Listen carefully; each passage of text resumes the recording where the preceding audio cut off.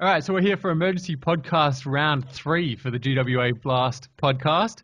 And we're coming to you from IFAF 2015 in Ohio, USA. We have two DBs here, Bluey and Paul Mamotte, GWA boys through and through. How you guys been handling over there? Yeah, not too bad. We're a little bit sore, but we're looking forward to getting our last game done. A bit banged up. But yeah, we're travelling well. We've got some bigger focus on rehab over the last few days, especially like the past couple of games. So got another rehab session this morning. So yeah, the boys are just, I guess, trying to get it together for the last game. You seeing some bigger bodies over there? Definitely.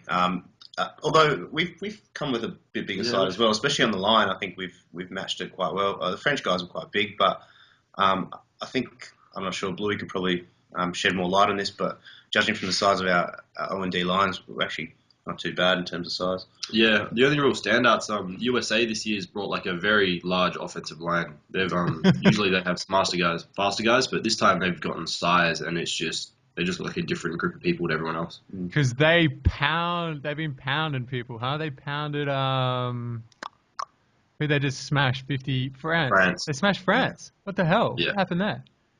Yeah. Well, it's kind of it's pretty separate this year with like the top 4 to all the top 3 teams, and Canada would have been the 4th one, and then the bottom 4. So there's a bit of a difference in those. And tell us about first game, South Korea. What happened what were you guys seeing in the defense there? Well, we started the game pretty well. Like they fumbled a snap, and then we had like a 20-yard loss. So we were just like, we're not sure if they're just really nervous or if they're just not ready to play. And we ended up being able to work out what they were doing before they could execute it properly. So we could kind of always keep the lid on their score. And then offense threw a pick 6, so that kind of put them on the scoreboard. But defense was pretty solid all game. So yeah, I think we just came out and try to set the tone. And being the first game, all the boys were a bit nervous. So I think the main aim was just to come out and on defense especially was to, try and get some momentum going our way and get behind our O's so they can start putting some points on the board. So I think that was our biggest focus. In between those two games, South Korea and France, did you feel like that there was going to be a big step up? And when you got to France, did you realize like how much of a step up it was? Not for me personally. Louis, I'm sure, had a good idea of how good they were.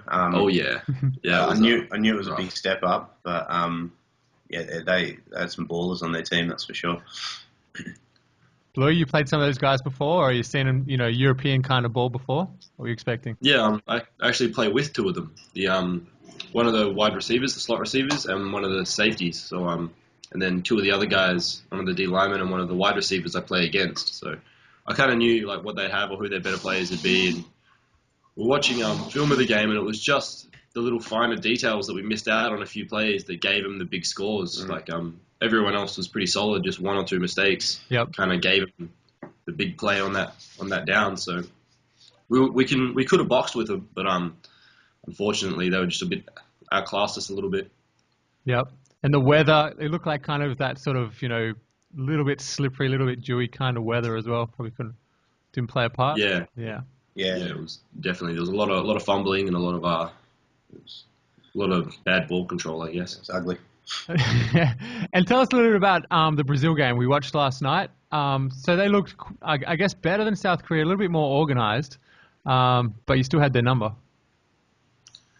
Well, we only just learned they've only been playing football in Brazil for like 7 years, so they're still a relatively young nation, but they definitely came to play. Like they were definitely more physical than South Korea, and some of the stuff the receivers were doing was very smart, like sitting down in zones, and the quarterback just couldn't execute it as well as they wanted. So luckily we were able to prey on that a little bit, and defense was able to stay solid.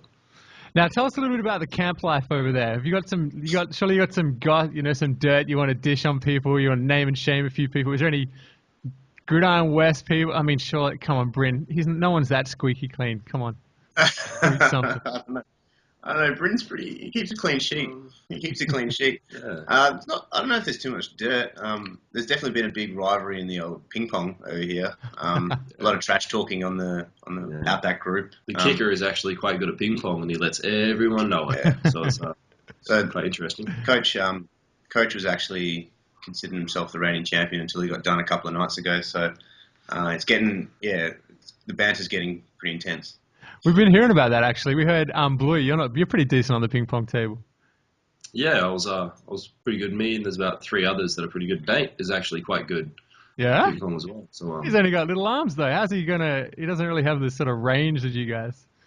I don't know. He's got the little quick feet, make things happen. He's got the power shot as well. We need to set up a GW Blast ping pong tournament by the sounds of things and just sort this out once and for all.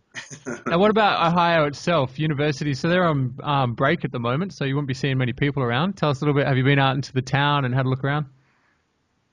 There's some shops like across the road that we kind of go to when we have a little bit of free time, but our free times are only really like 1 or 2 hours long, so we can't really get too far away. Yeah, the schedule's pretty tight. Walsh University is a little bit religious, so there's like heaps of that sort of stuff around. And yeah, I've been lucky that my brother's over here at the moment. He's got a car, so we've got into sort of the downtown area a bit. It's pretty cool. Just a lot of like steakhouses and sports bars, really. But it's kind of cool. Yeah. You picturing like Friday Night Lights, so Tim Riggins types drinking in the ute.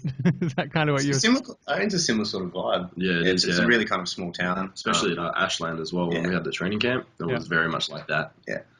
So. And now you're a bit of a journeyman, aren't you, Bluey? I suppose you've been playing. You're currently playing in Europe, is that right? Yep. Yeah. After the career game that we'll play soon, where I'll have like 6 days before I'm going to be back in Germany to play my next game. So it's going to be pretty rough. What's the competition like? How are you going over there?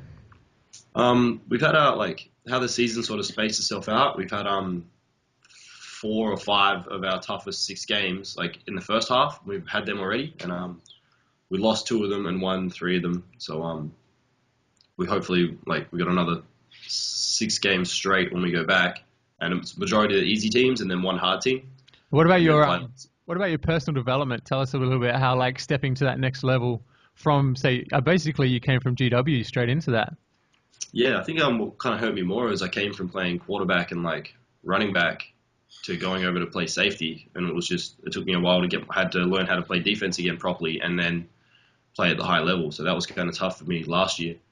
But during the season, I didn't start the first 3 or 4 games, and then they worked out that what I could do and what I couldn't do, and then I ended up starting for the rest of the season, ended up leading the team in tackles.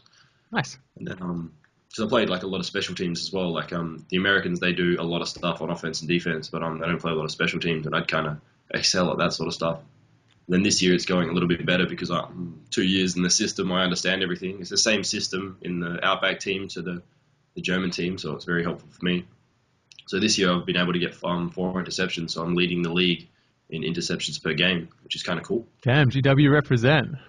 Yeah, a little bit of stat hunting. It's kind of cool. Excellent. And Paul, now that you've had the sort of international experience, is that something you're looking to pursue? Or? Yeah, definitely, man. Like I'll get back and have a chat to the missus and see what the options are. But yeah, definitely, it's you get a sort of taste for it, and I guess we're all kind of competitive. So once you get that sort of that spark or that that exposure, you get kind of keen to go out and compete at a high level. So it's definitely something I'll look at, but I'll have to. I think the missus will take a bit of convincing before anything happens. Have you got a strategy? Have you been working it out? There's. Yeah, I think if I can land like maybe somewhere in France, somewhere exotic like that. Maybe she'll be more persuaded. So yeah, we'll see. We'll have to get the job done first on Sunday, and then we'll think about that sort of stuff. Yep. Yeah, so tell us what's the deal for the rest of the trip? We've got another blitz boy over there, Madison McGregor, and he says he's planning to liaise with you guys possibly in Vegas, and there possibly be some activities. Yeah, we caught up. I didn't get to speak to Maddie too much, which sucks because it's a pretty tight schedule here. But he's going to meet up in Vegas on Thursday now, so Sunday.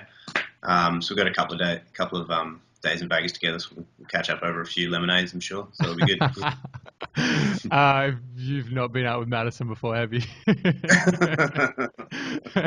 You did I don't know. We got Vaca as well, so between the two of them, I'm sure they'll do a bit of damage. Yeah, you need a GPS tag him. Download the app, keep close tabs. He's going to be in count. Yeah, excellent. That should be good fun. Yeah, all right, guys, best of luck for the rest of the time. We'll be watching the next game as usual. A lot of people have been here watching the streams and following. There's lots of posts and activity and stuff like that. So, yeah, Good luck with it, boys, and we'll stay in touch and we'll see you when you're back. Cool. Appreciate it, man. Thanks, man. Catch up. Yeah. Fellas.